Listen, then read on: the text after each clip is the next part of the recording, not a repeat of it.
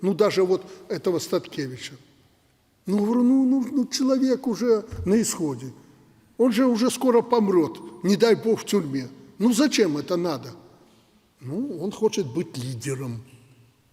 Туда зашел, вроде на нейтральную или куда полосу перешел к литовцам. Ребята спросили, ты в Беларусь хочешь? Ты в тюрьму, пойду в тюрьму. Хорошо. Забрали его. Не бросишь же его, все-таки наш человек, гражданин, вернее, наш. Забрали его в Беларусь.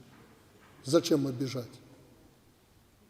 Но если он хочет лидером быть по сжиганию автомобилей и домов милиции, ну то пускай там находится.